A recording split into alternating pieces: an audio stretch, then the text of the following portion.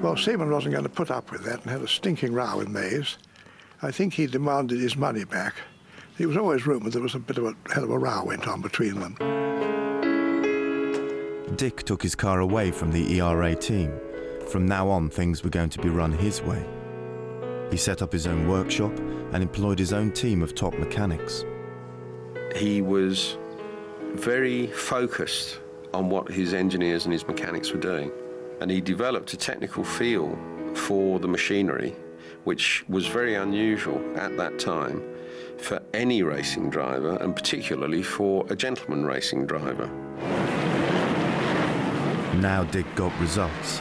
He won the Coppa Acerbo Junior at Pescara, the Prix de Berne and the Masaryk Grand Prix. It wasn't top Grand Prix level, but Dick was now known as a winner in respected events across the European racing calendar. Dick Seaman seemed to go into a class way above the ordinary amateur racer. They went on the continent and they were always here, there and everywhere. We couldn't keep in touch with them. Soon everyone knew where he was. Returning to England, Dick's success was unstoppable throughout 1936. Some of Britain's most famous drivers took part in the road racing for the British Empire Trophy at Castle Donington, near Derby. Freddie Dixon, Earl House went screaming round the course, taking the old names were soon swept aside as Dick demonstrated his superior skills. He won his next 2 events at Donington, and then there was the Isle of Man. The Isle of Man for a day is given over to the roar of high-powered cars. Watch number 9. Young Richard Seaman was the winner in spite of a smashed windscreen and a head cut by flying stones. Well done. Dick's success continued abroad and caught the attention of the most influential man in motor racing, Alfred Neubauer, the team manager of Mercedes-Benz.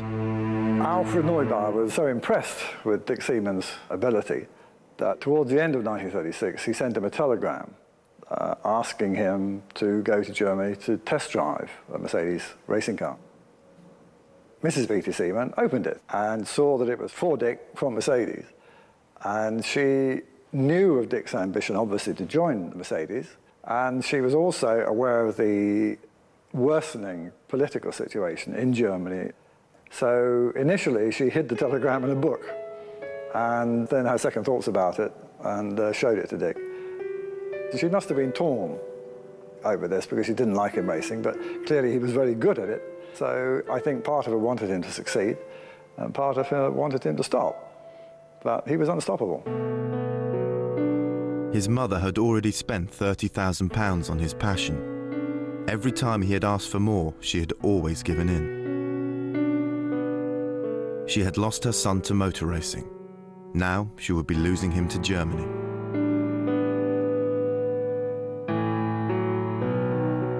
Dick couldn't wait. After years of suffering the frustrations of British engineering, the Mercedes offer was a dream come true. Now he had to be approved by Adolf Hitler, the Führer himself. In February 1937, Dick's contract arrived. The Führer had given his approval. For Dick, there was no turning back. Dick was the only British driver to reach this level of motor racing, now monopolised by the 2 German teams, Auto Union and Mercedes. Dick would have to prove himself as the British junior at the wheel of a German car. He was earning a massive £3,000 a year, plus a share of the team winnings, but he was forbidden to take his money out of the country. So he had to make Nazi Germany his home, renting a chalet just 30 minutes drive from Munich. I think when Dick Seaman first joined Mercedes in Germany, he fitted in like a round peg in a round hole. He liked them and they liked him. He was regarded as something of a curiosity by the established drivers because they all knew that Brits can't drive, you know, self-evident. But he very rapidly proved to them that he was a quick boy. Dick was getting used to his new car, a Mercedes W125. Built to win, it was Hitler's display of Germany's might. The cars could not weigh more than 750 kilograms, and the Mercedes engineering team went to any lengths to lighten the bodywork, drilling holes into every piece of metal to reduce weight. The car boasted a sophisticated chassis, independent front suspension and hydraulic brakes. The Mercedes would have been an outright world beater, yet Hitler knew the benefits of competition. His encouragement of Dr. Porsche's Auto Union had produced a second, equally formidable machine. The biggest deviation from the norm with Auto Union was to make the car mid-engined, i.e. putting it behind the driver instead of in front, but also in front of the rear wheels. As has been proven with all Formula One cars, it's the correct place to put the engine. Auto Union and Porsche were just a few years earlier. Faced with such revolutionary competition, Mercedes' ingenuity was pushed to the limit. Mercedes went to the nth degree to save weight in the process, i.e. lots of the castings were made of magnesium. Most of the fastenings on the car are wasted. This gets rid of a little bit of weight, and then the top there and a little divot gets rid of a bit more weight. And if you do that to every component on the vehicle, you're obviously going to make a significant difference. But despite all these measures, the Mercedes cars were still too heavy. When the cars were weighed, they weighed in just a smidgen over 750 kilograms. So what they did was scrape off all the paint and all the filler, and they ended up with silver cars, and that was the start of silver being the German national racing colour. After years of British engineering, Dick found his new Mercedes offered a level of perfection he'd only dreamed of, and the power beneath his foot was exhilarating. I liken it to a rather overpowered go-kart. You know, it is totally drivable on your right foot.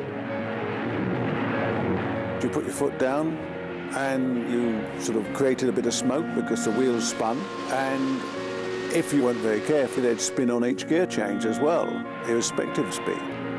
But it's a tremendous car, and one which I have a tremendous amount of admiration for the people who drove these on the sort of circuits they drove them. At Dick's first race in Tripoli, sand caused his engine to stutter a few laps from the end, and he was 7th. Dick's teammate Hermann Lang won, and Mercedes celebrated. This was superstardom. Dick was surrounded by the most famous drivers in motor racing. Legendary names like Rudolf Caracciola and Manfred von Brauchitsch were now his teammates. But the atmosphere between the drivers was super competitive.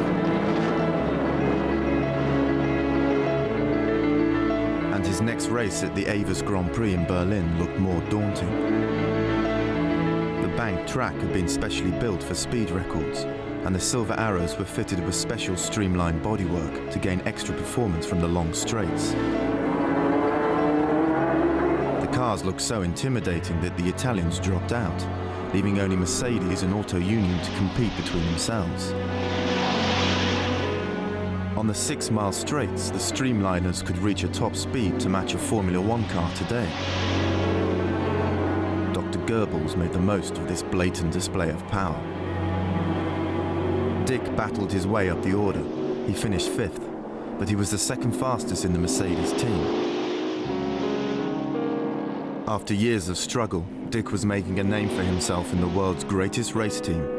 He soon got news that the Germans planned to race in Britain, at Donington Park. Here was his chance to prove himself on home turf. Germany was also looking forward to a resounding victory.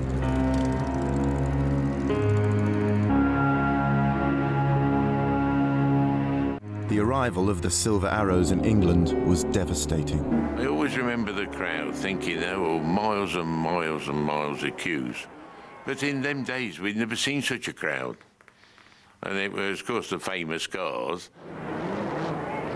Dick knew the circuit better than anyone and was anxious to excel in front of his home crowd. Dick was favoured fourth at the bookies. He enjoyed seeing Raymond Mays further down the odds.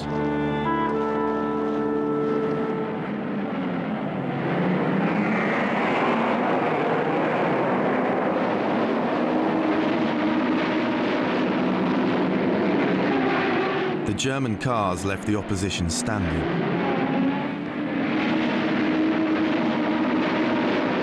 And the proficiency of the pit stops were eye-opening.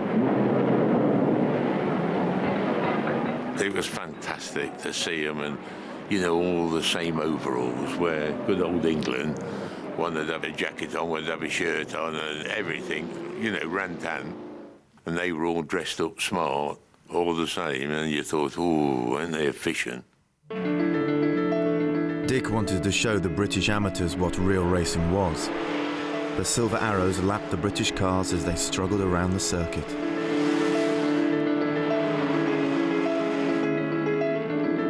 It was a different world.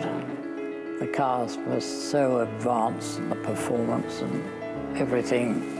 It was very exciting to watch them. I know which was something I hadn't seen done before, when they were putting thermometers on the tyres to see what temperature the rubber was. Incredible. We'd never thought of doing that, and even the tyre makers never said check temperatures. It was a frightening speed to think of. And then when they got to the old hairpin bend, you know, they used to just leap off. So you could see under the wheels. Looked fantastic. Dick was unlucky. Nudged off the track by a rival auto union, he was later forced to retire. But the race gave English onlookers an awesome spectacle. This time, Auto Union won. But behind the celebrations, Hitler's Grand Prix in England made the German threat very real.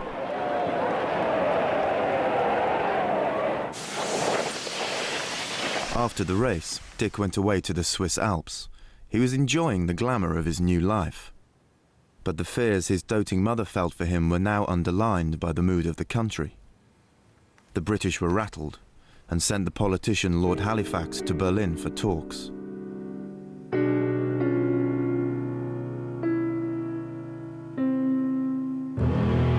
The power of Nazi Germany strengthened each day, and in February 1938, Dick was summoned to attend the annual motor show in Berlin. Along with his fellow teammates, he was presented to Adolf Hitler. There were speeches from Dr. Joseph Goebbels and by the Führer himself. Dick realized he was now ensnared by the Reich's propaganda machine. In a letter, Dick wrote, He spoke of the many daring young racing drivers who risked their lives to win prizes, not for love of their machines, but for the honor of Germany.